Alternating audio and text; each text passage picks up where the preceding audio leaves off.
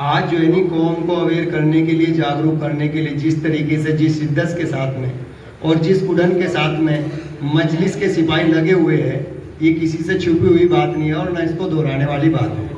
असल चीज़ है कि हमें जो है नी अपनी सामाजिक वकार, अपने सामाजिक स्टेटस का एहसास हो जाए। मैं आप लोगों से गुजारिश करना चाहता हूँ कि वाकई में ही आप जो है अगर अपनी नस्लों से सच्ची मोहब्बत रखते हैं, मुख्तसर सी बात बोल रहा हूँ, अगर वाकई में आप अपनी नस्लों से सच्ची मोहब्बत रखते हैं और आप अपनी नस्लों की तरक्की चाहते हैं और 75 साल का पीरियड जो आपने देखा है, मेरा मानना है 16वीं शताब्दी के अंदर मुसलमान इस दुनिया के लिए जो है एक इनोवेशन लेके आए थे, एक नवाचार लेके आए थे। इस दुनिया के अंदर जितनी चीजें आपकी नजरों के सामने हैं वो लगभग जो है सभी मुसलमानों ने दी है।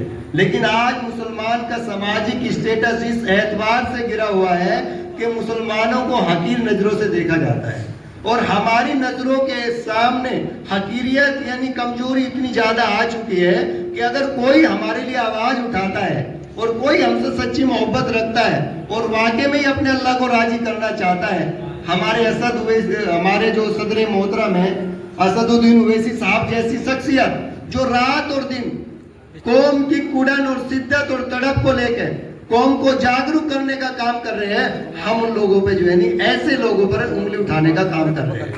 अगर वाकई में मैंने सुना है उलमा इकराम से कि मुसलमान जहीन होता है, मुसलमान समझदार होता है, मुसलमान अक्लमंद होता है, मुसलमान को अल्लाह पाक ने इतनी सलाहियत दी है कि वो अपने नफे नुकसान को समझता है। लेकिन मैं पूछना चाहता हूँ, तुम्हारी पीढ़ी जो गुजर चुकी है, आने वाली जो पीढ़ियां है, उसका मुस्तकबिल क्या है, उसके लिए आपने क्या फिक्र की है? कोई कायद तुम्हारे लिए आवाज उठाता है तो तुम उसके लिए जो है ना उंगली उठाते हो।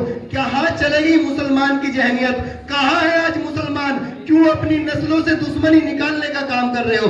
वाकई में अगर तुम अपनी कौम की तरक्की चाहते हो, अपनी नस्लों से सच्ची मोहब्बत करते हो, अपनी औलाद को कामयाब देखना चाहते हो और इस हिंदुस्तान के अंदर, इस राष्ट्र के अंदर, इस मुल्क के अंदर अपनी भागीदारी साबित करना चाहते हो तो जागरूक हो जाओ, अवेयर हो जाओ और अपने कायद को पहचान लो और उसका साथ दो। कसम खुदा की अगर तुम इसी कुरान की नींद इसी तरीके से इसी जहनियत के साथ चलते रहे और लोगों के साथ सामने गुलामी करते रहे और इसी तरीके से गुमराह होकर के चलते रहे तो आने वाली नस्लें का 7 पीढ़ियों तक जो है नहीं आपकी नस्लों की तरक्की नहीं हो सकती। आपको ये सोचना होगा, समझना होगा कि कौन हमारा और कौन पराया है। इस चीज को आपको जो है नहीं अल्लाह ने सलाहियत दी है, इसकी समझ दी है।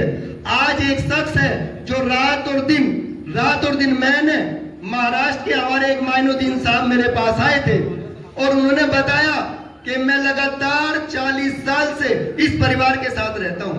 मेरी उम्र को 57 साल हो चुकी, 67 साल की एज हो चुकी है और मैं 40 साल से लगातार इसी परिवार के साथ रह रहा हूँ। मेरे कायद ऐसे है कि सुबह के टाइम पे इफ्तारी खा के चलते हैं और शाम तक रोजा रखते हैं और कौम का अवेयर करने का काम करते हैं। और कौम क्या करती है कि ये तो बी टीम है, ये तो बी टीम है। जो कायद आपके घर का पानी पी करके आपको तकलीफ देना नहीं चाहता, वो तुम्हें कैसे तकलीफ में देख सकता है? तो ये सोचने वाली बात है। मैं आप लोगों से गुजारिश करता हूं, दरखास्त करता हूं कि हमारे जो मेहमान एहतसाम मंसूरी साहब आए हैं, रात का टाइम है, लगभग 150-200 किलोमीटर का सफर तय करके आए हैं।